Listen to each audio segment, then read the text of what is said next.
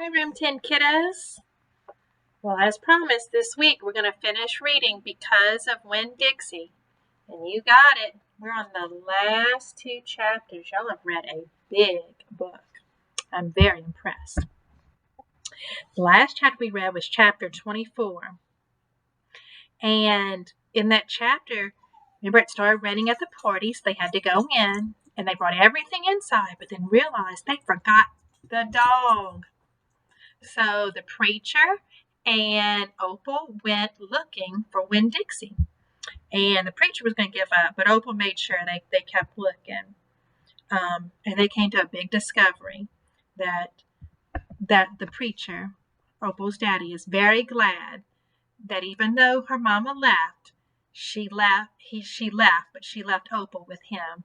And he's so grateful to have Opal. I thought that was very sweet. So now we're on chapter 25. We heard the music before we even got to Gloria Dump's house. We heard it almost a block away. It was guitar playing and singing and clapping. I wonder what's going on, my father said. We walked up Gloria's sidewalk and around back, through her yard and into her kitchen. What we saw was Otis playing his guitar, and Miss Franny and Gloria sitting there smiling and singing, and Gloria holding Sweetie Pie in her lap. Amanda and Dunlap and Stevie were sitting on the kitchen floor, clapping along and having the best possible time. Even Amanda was smiling. I couldn't believe they were so happy when Winn Dixie was missing.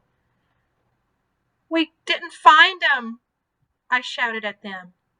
The music stopped, and Gloria Dump looked at me and said, "Child, we know you didn't find him. You didn't find him because he was here all along." She took her cane and poked at something under her chair. "Come on out of here," she said. There was a snuffle and a sigh. "He's asleep," she said. "He's plumb wore out." She poked around with her cane again, and Winn Dixie stood out from underneath her chair and yawned. "Winn Dixie," I hollered. "Dog," Gertrude squawked. Winn Dixie wagged his tail and showed me all his teeth and sneezed. Chew. I went pushing past everybody. I dropped to the floor and I wrapped my arms around him. "Where have you been?" I asked him. He yawned again.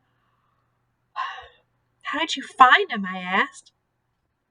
"Now there's a story, said Miss Franny.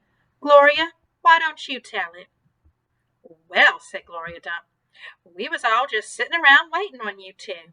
And after I convinced these Dewberry boys that I ain't no scary witch, all full of spells and potions." "She ain't no witch," Stevie said. He shook his bald head. He looked kind of disappointed. "No," said Dunlap, "she ain't. If she was, she would have turned us into toads by now." He grinned.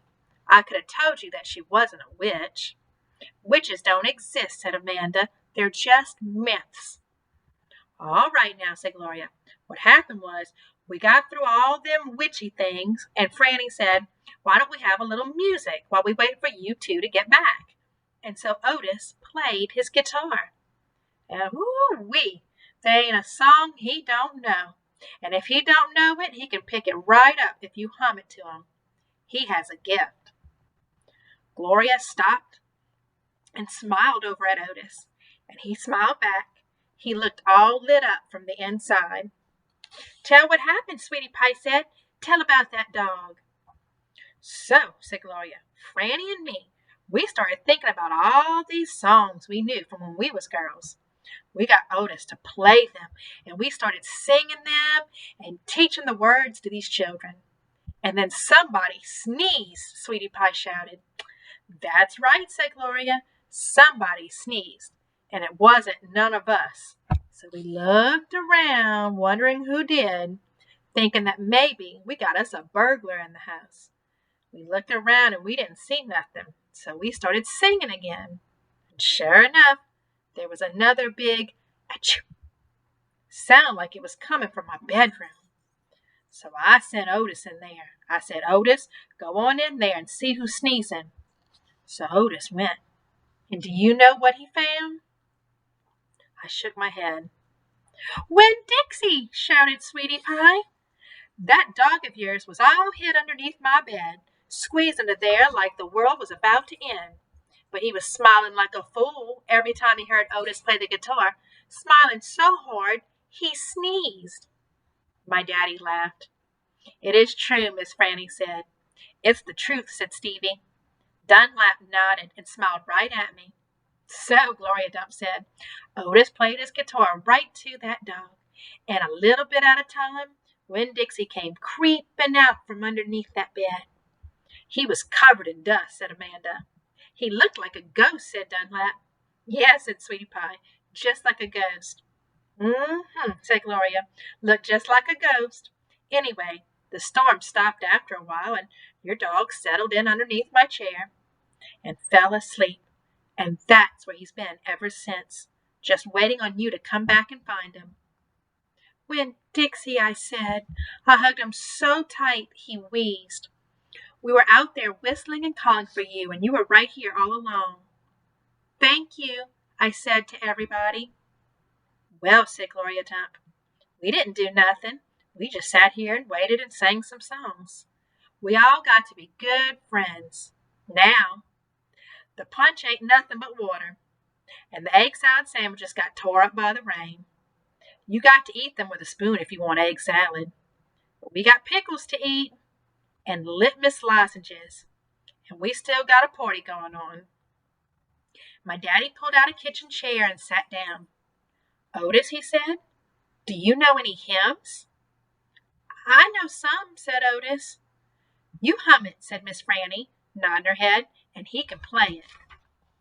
So my daddy started humming something, and Otis started picking it out on his guitar, and Winn Dixie wagged his tail and lay back down underneath Gloria's chair.